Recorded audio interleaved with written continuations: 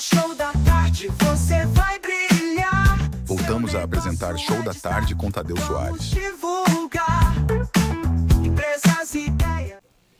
Estamos de volta com o Show da Tarde e agora vamos conversar um pouco sobre um assunto que interessa a todos nós, que é sobre novas tecnologias, os limites jurídicos de quem quer empreender nessa área e, sobretudo, a questão relacionada a marcas e patentes na área tecnológica e como que o direito pode lhe ajudar a facilitar a sua vida. E para isso nós trouxemos aqui uma especialista na área, com um mestrado e com várias especializações, que é a doutora Elisiane. Boa tarde, doutora Elisiane. Boa tarde, como vai? Tudo certo, é um prazer muito grande estar aqui. Por favor, nos fale um pouco sobre essa questão de marcas e patentes e qual a importância que tem de um empreendedor, de um empresário, procurar um advogado e quais os riscos que ele tem caso ele venha incorrer em algum problema de sobreposição de marcas e dessa atividade tão ampla que são as redes sociais e que é a internet. Por favor. Então, hoje uma das coisas que é muito importante e ninguém fica antenado como prioridade é o registro da marca, que é o nome da empresa, ou dos produtos que ela vai estar desenvolvendo. Uma das consequências é exatamente perder o poder de uso, sofrer indenizações, né, porque a legislação ela pune isso pelo uso indevido. E dentro das plataformas digitais, que é uma das coisas que eu mais trabalho hoje, que é com o público do digital, você não ter a propriedade daquilo e você não conseguir barrar. Por exemplo, hoje, se você tem o registro da marca, você pode barrar um arroba no Instagram, no Mercado Livre, quem está vendendo paralelamente com o que a gente chama de concorrência desleal. No universo de patente, ele já é um pouquinho mais específico, né? As pessoas pensam assim, poxa, eu tenho que criar algo assim fantástico, mas a gente protege toda a blindagem de propriedade intelectual com várias ferramentas. A patente é um deles, nós temos registro de software, nós temos do design, que é o desenho industrial, nós temos os direitos autorais, nós temos o nome e por aí vai. E me diga uma coisa, na questão da marca ou da patente, ela uma vez que seja registrada nacionalmente, ela protege também a nível internacional ou ela precisa ter um registro internacional caso ela atue na internet, por exemplo, que é um ambiente sem fronteira? Como é que se dá essa relação de um direito que é nacional, mas que tem também efeitos internacionais?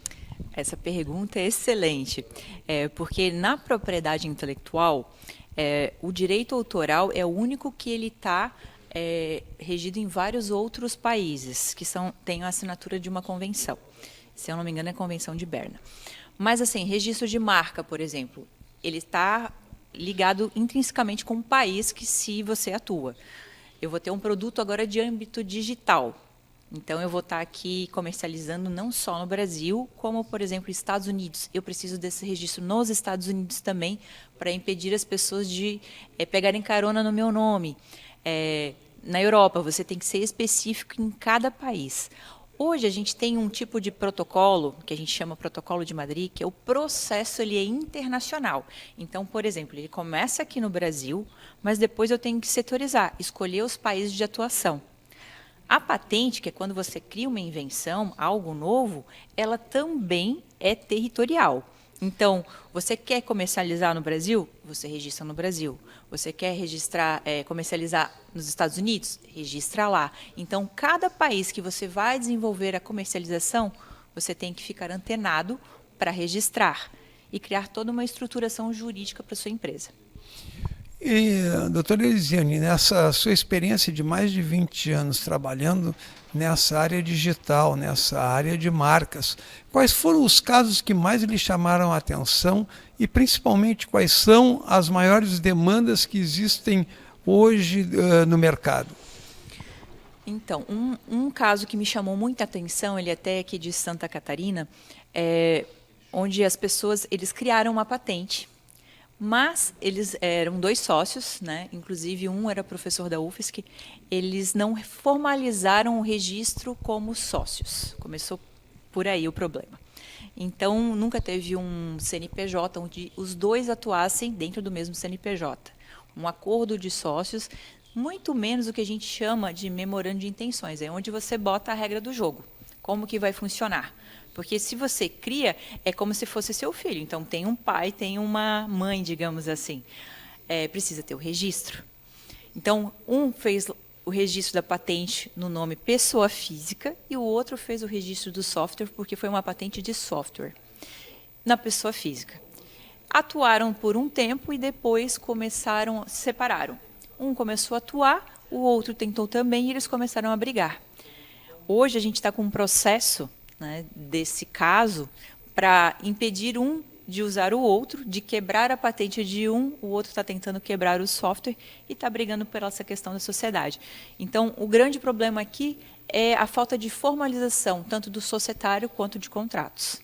Algo que seria resolvido facilmente se logo no início tivesse as regras claras, procurasse um advogado para fazer um contrato dizendo a ação que cada um tem, o percentual, o investimento e daí os frutos do trabalho de cada um. Seria muito mais simples procurar um advogado de forma preventiva, não é, doutora? Exatamente. É isso que eu vejo, assim, o que falta muito é conscientização, procurar especialistas para poderem direcionar como fazer. Seria muito fácil de ser resolvido se lá no começo eles tivessem agido de uma forma preventiva.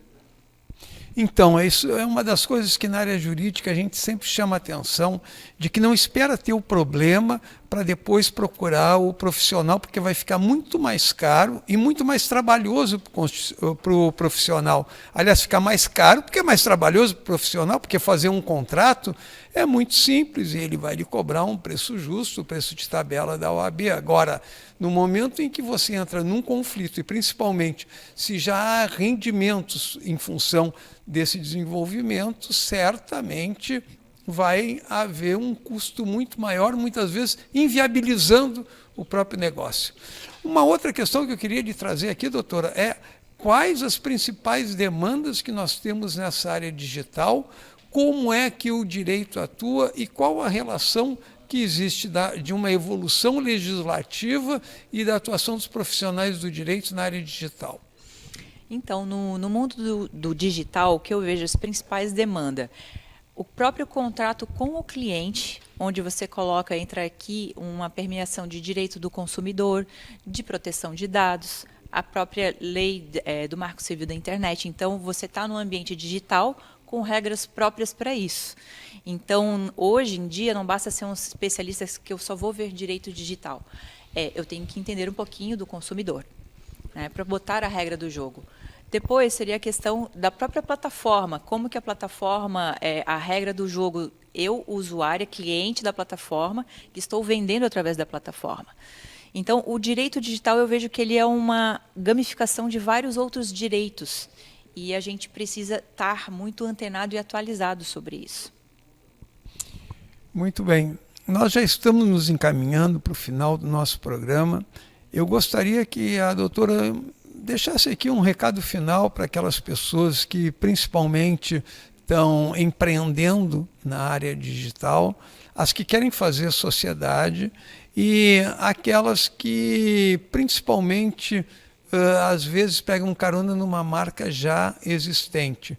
De que maneira que essas pessoas devem fazer para ter garantida os seus direitos e, sobretudo, para as pessoas mais jovens que na realidade têm muita ideia, mas também atropelam muito essa lógica de mercado. Bom, quando você está iniciando ou já iniciou, a primeira coisa é ver, proteger o nome com a marca e, junto, contratos. Não adianta você ter o registro de algo como propriedade se você não tiver a regra do jogo muito bem definida com contratos. Principalmente quem está no mundo digital, que ele vai igual à velocidade da luz. E pegar carona em marca paralela é complicado. Pode dar muita dor de cabeça.